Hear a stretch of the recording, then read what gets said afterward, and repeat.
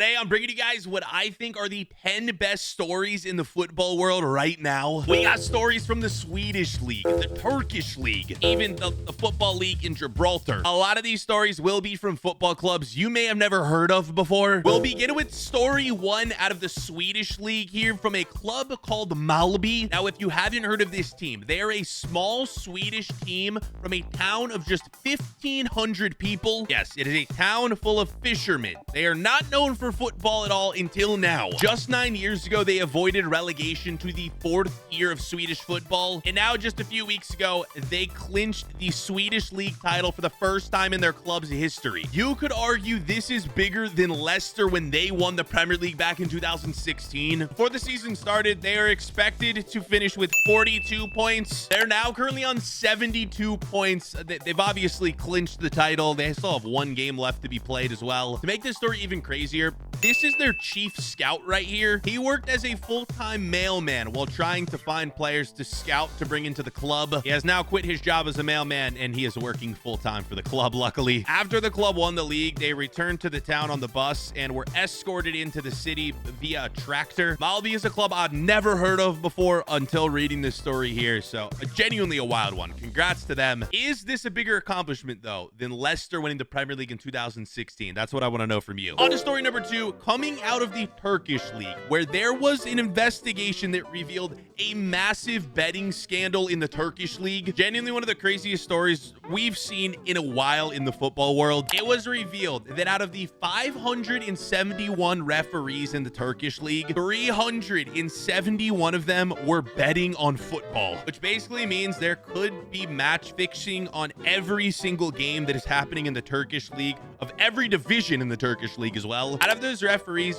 152 of them were actively placing bets, and it was revealed that one of these referees alone made a total of 18,000 separate bets. I feel like this low-key discredits almost everything in the Turkish league that has happened, and maybe their history, honestly. Turkish league suspended 149 referees. The current table in the Turkish league has Galatasaray on top, Fenerbahce second. I genuinely don't know how you carry on as a league for the rest of this season when like every game before this could have involved match fixing. If you're watching this video from Turkey and know any more information on this, let me know. Such a wild story. All right, story number 3 involves promotion and relegation coming to the USA, but of course not in MLS. Okay, so it's already been announced that the USL, or the United Soccer League, have announced promotion and relegation. This is the league that is trying to rival MLS in the USA. The USL have announced promotion and relegation is coming, and they've just hired this man,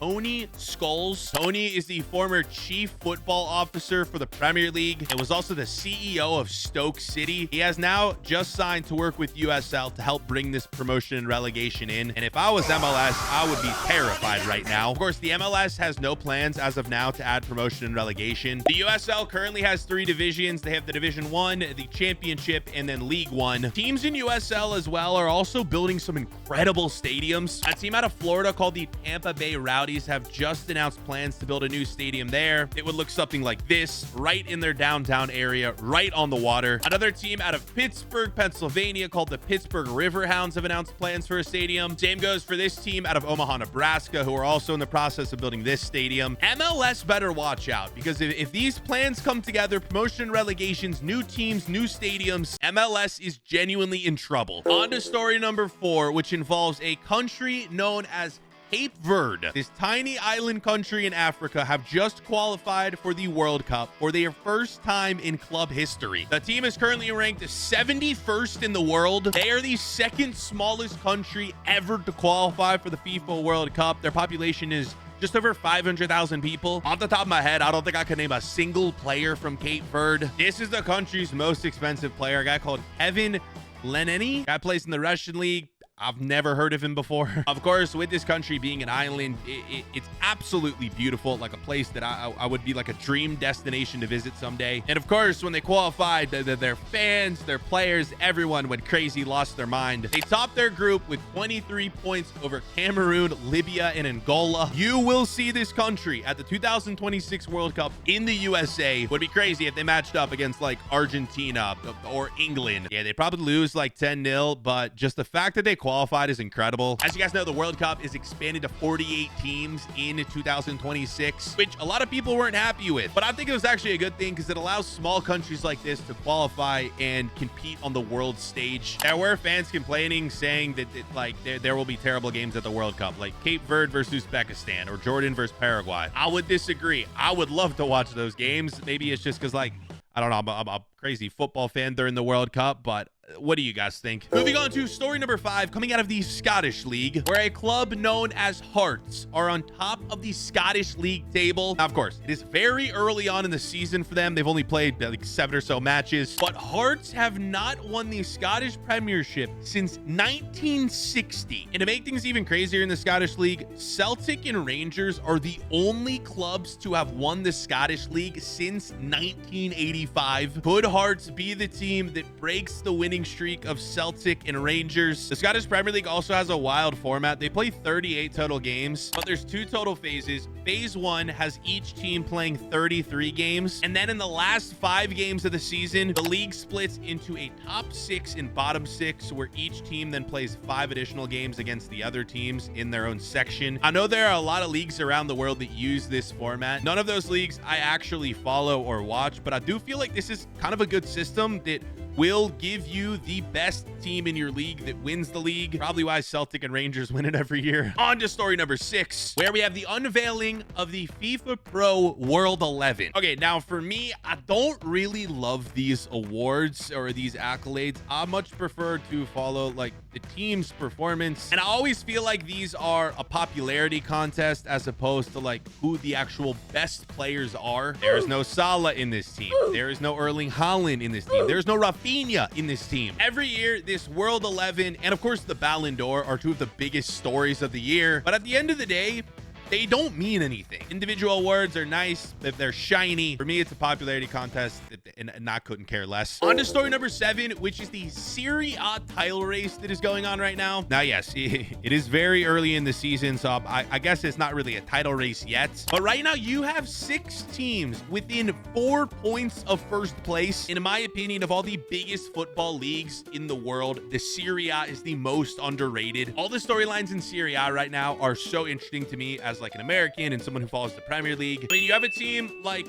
Como, who was newly promoted last season. They're in 7th place. Their manager is Cesc Fabregas. Jamie Vardy just came over to the Serie A recently, and he's scoring goals. He's performing. Christian Pulisic is one of the best players in Serie A at the moment. Kevin De Bruyne obviously just arrived. He's got 4 goals in 8 games. I don't think the Serie A gets enough credit, and it's a league that I need to follow way more in depth. All right, story number 8 is Erling Haaland right now. This man is dominating the Premier League at the moment. He has 13 goals and is leading everyone in the Premier League. And he's not just leading every player in the Premier League. He is leading clubs. Haaland with 13 goals. Burnley as a club only has 12.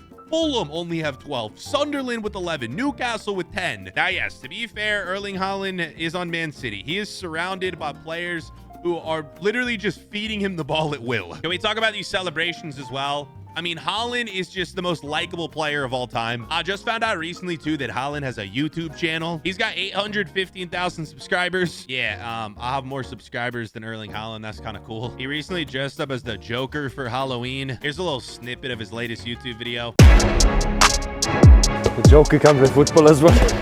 What do you think of my outfit? You're the Man City boy, isn't it? How did you know? How did you see it? You look so cool.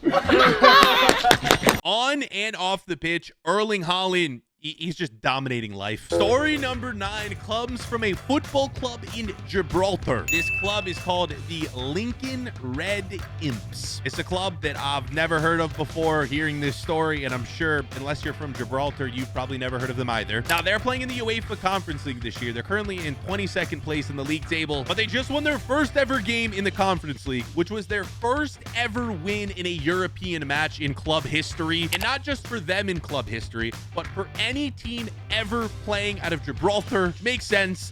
Gibraltar is a country of only 32,000 people. Now, this is one of the craziest stats I've ever seen. The club they beat is called Lech Poznan. They just won the Polish league last season. Lech Poznan Stadium has a capacity of 42,000 people, meaning the entire population of Gibraltar could fit inside their stadium. The Lincoln Red Imps play in this stadium as well.